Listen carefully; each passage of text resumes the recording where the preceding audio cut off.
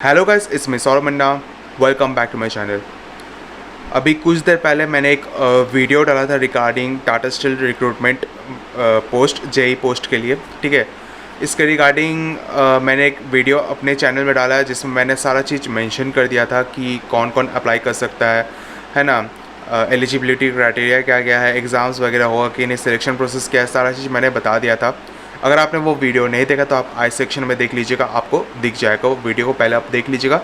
आज का इस वीडियो में आपको एप्लीकेशन फॉर्म फिलअप प्रोसेस को लेकर बताने वाला हूँ कि कैसे आप फॉर्म फिलअप करोगे। ठीक है, सारा चीज़ मैं आपको स्टेप बाय स्टेप प्रोसेस बताने वाला हूँ। एंड तक ज़रूर देखिएगा और वीडियो को स्किप मत कीजिएगा। ठीक है, और अगर आपको कोई भी डाउट हो आप मुझसे बात कर सकते हो। इंस्टाग्राम का लिंक डिस्क्रिप्शन बॉक्स में दिया रहेगा और मेरे टेलीग्राम चैनल के साथ भी जुड़ सकते हो। उसमें मैं सारा चीज़ अपडेट करते रहूँगा और टेलीग्राम चैनल का लिंक भी डिस्क्रिप्शन बॉक्स में दिया रहेगा। ठीक है, चलिए शुरू करते हैं।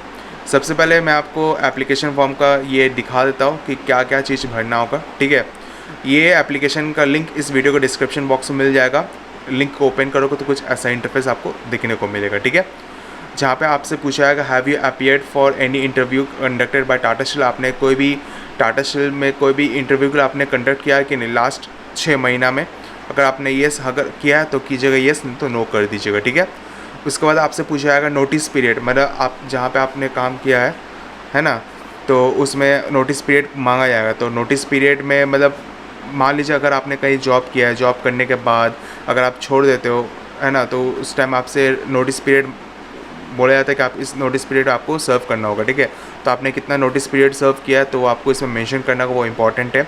उसके बाद आपसे आधार नंबर पूछा जाएगा, पैन नंबर पूछा जाएगा, फिर आपसे नाम, mobile, last name, gender, category, domicile सब कुछ पूछा जाएगा। फिर उसके बाद विजिबल आइडेंटिफिकेशन मार्क पूछा जाएगा, person with disability, current annual CTC कितना है, सब कुछ पूछा जाएगा। ठीक है, करने के बाद आपसे यहाँ पे पूछा जाएगा ईमेल आईडी। ठीक है, तो आप यहाँ पे ईमेल आईडी दे दीजिएगा, करंट और ऑफिशियल ईमेल आईडी दीजिएगा। ठीक है, डालने के बाद यहाँ पे आप अपना कैप्चा कोड डाल दीजिएगा। डालने के बाद आप यहाँ पे वेरीफाई ईमेल कीजिएगा। ठीक है, जब आप वेरीफाई में क्लिक करोगे तो एक ओटीपी आएगा आपके ईमेल पे। ठीक है, तो वो ओटीपी आपको इस पर डालना होगा।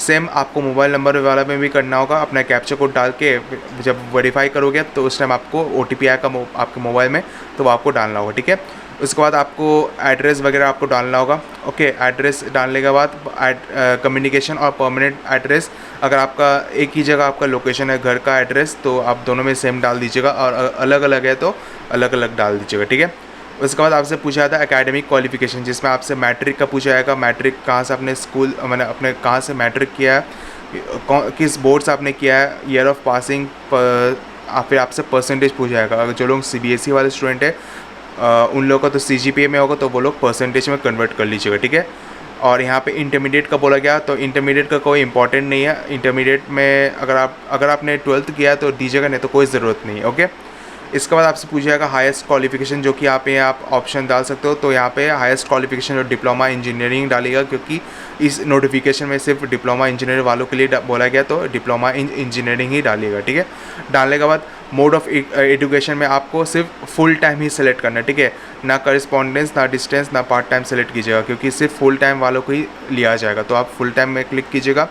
ब्रांच सेलेक्ट कीजिएगा, आपका क्या ब्रांच है, इलेक्ट्रिकल है या इलेक्ट्रॉनिक्स है या इंस्ट्रूमेंटेशन है या तो मैकेनिकल है, ये सब डाल दीजिएगा। डालने के बाद आपका जैसे मैकेनिकल डालने के बाद यहाँ पे आपसे पूछा जाएगा डोमेन अप्लाइड फॉर, आपने किस डोमेन में आपने अप्लाई किया है, तो यहाँ पे सेलेक्ट कर दीजिएगा according to your working experience. ठीक है, डालने के बाद फिर यहाँ पे आपसे पूछेगा डिप्लोमा इन इंजीनियरिंग, जिसमें आपका इंस्टीट्यूट नेम, आपने कहाँ से डिप्लोमा किया है, बोर्ड, यूनिवर्सिटी, ब्रांच क्या है जो आपने पहले से सिलेक्ट किया वो आपका वही रह जाएगा। ईयर ऑफ पासिंग डाल सकते हो, उसके बाद आपका परसेंटेज कितना है वो आप डाल सकते हो। ठीक है, अगर आपने डिप्लोमा के बाद अगर आपने बीटेक किया है तो आप अपना अदर फुल टाइम क्वालिफिकेशन में अपना बीटेक डिग्री का आप डाल सकते हो यहाँ पे क्वालिफिकेशन। ठीक है, उसके बाद आपसे पूछा जाता है certificate to produced if applying for blast furnace electrical maintenance, अगर आपका है तो उसके लिए एक सर्टिफिकेट आपको अपलोड करना होगा, जो कि HT लाइसेंस आपको अपलोड करना होगा। ठीक है, तो आप जहाँ से आपने काम किया, आपने जहाँ पे आपने काम किया है जिस कंपनी में, तो वहाँ द्वारा एक ब्लास्ट फर्नेस इलेक्ट्रिकल मेंटेनेंस का एक लाइसेंस बनता है, वो आपको इसमें अपलोड करना होगा। ठीक है, यहाँ पे अपलोड सर्टिफिकेट का ऑप्शन बोला है, तो ये आपको अपलोड करना होगा। ठीक है, उसके बाद यहाँ पे आपसे वर्किंग एक्सपीरियंस वगैरह, आपसे डिटेल्स वगैरह मांगा जाएगा, जिसमें नेम ऑफ़ द ऑर्गेनाइजेशन, किस डेसिग्नेशन में डाला गया था, कब से कब तक आपने काम किया और आपका नेचर ऑफ वर्क क्या था, एटलीस्ट 200 कैरेक्टर में आपको डालना होगा। ठीक है, ये चीज़ आपको डालना होगा, ये जो कि आपका बहुत ही इंपॉर्टेंट है, यहाँ पे स्टार मार्क दिया हुआ है, ठीक है। उसके बाद आपको अपना रेज्यूमे डालना होगा। तो रेज्यूमे में सारा चीज़ मेंशन कीजिएगा, जैसे आपका वर्किंग एक्सपीरियंस, सारा चीज़ रेज्यूमे में मेंशन करके आपको अपलोड करना होगा, ठीक है। करने के बाद जब आप इस पर आप टिक करोगे, टिक करने का फिर आपसे डाटा प्राइवेसी में टिक करना होगा। करने का जब आप सबमिट में क्लिक करोगे तो आपको एक एप्लीकेशन नंबर, रेफरेंस नंबर आपके मेल पे आ जाएगा, ठीक है। तो अभी मैं भर के मैं अप्लाई करता हूँ, तो उसके बाद मैं आपको नेक्स्ट प्रोसेस बताऊँगा कि क्या करना है, ओके। तो कुछ ऐसा इंटरफेस आपको देखने को मिलेगा जहाँ पे आपको एक रेफरेंस नंबर दिया जाएगा फॉर्म फिलअप करने के बाद।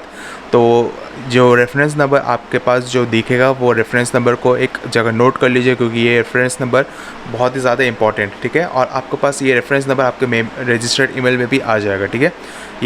ये जो रेफरेंस नंबर है आपको आगे और यूज़ मतलब मौका मिलेगा यूज़ करने के लिए। जैसे आप जब आप एग्ज़ाम के लिए जाओगे तो एग्ज़ाम में भी ये वाला रेफरेंस नंबर मांगा जाएगा, ठीक है। तो जो भी आप डिटेल्स डालोगे सोच समझ के डालिएगा। और जो हाईएस्ट क्वालिफिकेशन जो कि डिप्लोमा बोला गया, तो डिप्लोमा ही डालिएगा, क्योंकि इसमें डिप्लोमा ही बोला गया, ठीक है। डिप्लोमा के अलावा अगर आपका अगर क्वालिफिकेशन जैसे बीटेक हो तो आप बीटेक डाल सकते हो, कोई इश्यूज़ नहीं। बट डिप्लोमा जो वो बहुत ही इंपॉर्टेंट है, ठीक है। और फुल टाइम ही डालिएगा, ठीक है। और ये जो वेबसाइट है थोड़ा स्लोली काम करता है, तो जब आप फॉर्म फिलअप करोगे तो थोड़ा टाइम लेके फॉर्म फिलअप कीजिएगा, ठीक है। क्योंकि जो भी आप डिटेल्स डालोगे थोड़ा टाइम लगता है लोड होने में, ठीक है। तो इसमें घबराने वाली कोई बात नहीं, आराम से फॉर्म फिलअप कीजिएगा। और जैसे जैसे मैंने आपको बताया वैसे वैसे फॉर्म फिलअप कीजिएगा, ठीक है। और नोटिस पीरियड जो, अगर आपने काम छोड़ने के बाद कितना दिन का आपने नोटिस पीरियड आपने सर्व किया अपने कंपनी में, पिछले कंपनी में, वो सब आपको डालना होगा, ठीक है।